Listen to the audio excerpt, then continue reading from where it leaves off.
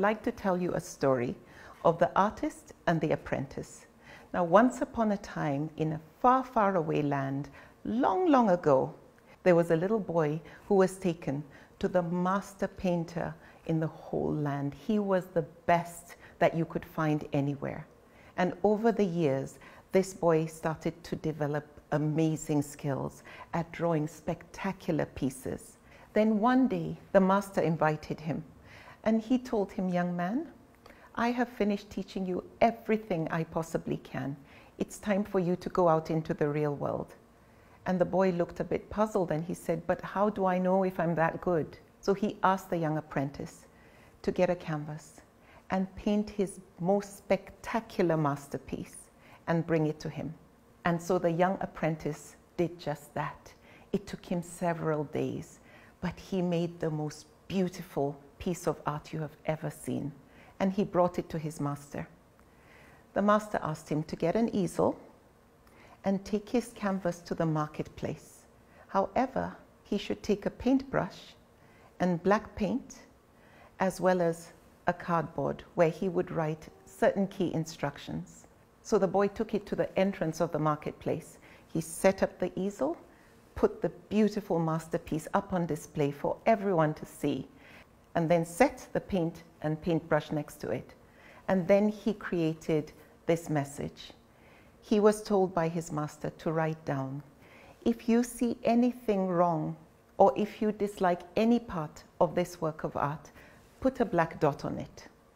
At the end of the day, the young apprentice went back to the marketplace, and to his shock and dismay, the entire piece was covered in black. He was demoralized. He was dismayed. He was so deflated. So he took the piece back to the master and was actually in tears. He said, "They hate my work. I'm not that good." He told him to calm down and gave him the same set of instructions again to go and paint another spectacular piece. After a few days, reluctantly, the young apprentice did just that. And when he brought it back, it was just as beautiful as the first piece. So he took it once again to the marketplace as he was instructed to do. However, this time around, he was told to take white paint and a paintbrush, and what he was to write on the note was, "If you like any part of this painting, put a white dot on it." At the end of the day, he went back, and to his shock and disbelief, the entire painting was white. He was so excited. However, he was a bit puzzled. So he took it back to the master painter, and he said, "I don't understand. Some really like it, and some really hate it." He then asked him to do one more assignment. He said, "Go once more and paint another beautiful masterpiece just like the other two." And the boy did. When he brought it back, he now asked him to get a blank canvas and a second easel. He told him to take it to the entrance of the marketplace and take a paintbrush as well as the whole mix of paints that were used to create that piece. And the young apprentice did just that. This time around, the instruction was, "If you don't like any part of this work of art, please create your own on the blank canvas." And at the end of the day, the young apprentice came back, and he was quite surprised because his masterpiece was intact and the canvas he brought was totally blank, just the way he left it. So he went back to his master, and he says, "I'm a bit confused. I took it, however, no one seemed to be able to replicate what I had done." He said, "Son, I want you to remember this. In life, there are people who will love what you do, and there are people who will hate what you do. There are people who would love the service you offer, and there will be people who will hate what you have to offer. However, if you are authentic, and if you make sure each and every time, in all your interactions, in everything you do, you produce your best masterpiece, then you have nothing to worry about. Remember this, those who do hate and criticize your work most likely won't be able to replicate what you do. So focus on creating your best masterpiece each and every time. The truth of the matter is, for many of us, some will hate what we do, some will love what we do. However, if we are focused, if we always ask ourselves certain key questions, is what I'm doing the right thing? Am I making an impact? Is it valuable to society? Am I uplifting even one person? Is my intention authentic? Am I passionate about what I'm doing? And am I growing? You see, the world we live in today requires more from us than what we studied.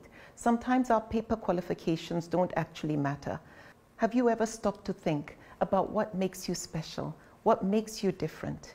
You are the sum of your experiences, and you are different. And our gifts may seem the same as others. However, we all have that extra something, that extra ability to be the master of that particular thing. So be proficient. That is what makes you special, and that is what makes you go far. Now, parts of the requirement of our faith is the pursuit of personal mastery and professional excellence. The Prophet ﷺ said, whatever a Muslim does, he should do it with itqan, with excellence, with ihsan, with perfection, and with a level of goodness as well. Live your life with purpose and with the spiritual mission to do it with ihsan, with excellence, and with itqan. Practice your profession or anything you are doing the way you would your prayer. Do it with the kind of meticulousness that an act done to please Allah deserves. If you are going to get a reward for it, do it in a way that is most benefiting of any servant of Allah. Do it knowing that you are representing Allah as His Khalifa, as His representative. Be the best agent of Allah. Be the best extension, the personification of Allah's compassion and attributes. You have to learn as much as you can of who Allah is, what His attributes are, and what it takes to make you the best in your field. This requires you to grow. Why? Because that is when you are able to be the most useful. Remember the hadith, the best amongst you are those who are the most useful. So be the best at being the most useful. What do you need to study or practice to add to what you already know, to become better? See yourself as an apprentice, and as you become a master in your field, always embrace humility with whatever you know. Be curious and stay humble. Learn from everyone and from everywhere. Learn from above and from below, and be sincere in wanting to learn. Be committed and do whatever it takes to evolve and grow. Don't let your ego get in the way of your learning. And finally, when your best masterpiece is on display, when you stand out from the crowd, folks will notice you, and some will love what you do. However, some will hate you. Some will hate what you do, judge you, criticize you, or even condemn you. But there is something my brother said to me growing up, that sticks and stones are only thrown at trees that bear fruit. So when you are bearing fruit, when you are blossoming, know that when people throw stones at you, as long as you are authentic and genuine, then you're doing the right thing. You are on the right track. And also remember, those that criticize and condemn may do all that. However, they won't be able to do what you do as well as you do it. So do it anyway. Hold on tight to Allah's rope, and He will be your guide. He will be your compass. He will be your personal qibla, and He will fight your battles for you, and He will elevate you even more and more. Assalamu alaikum.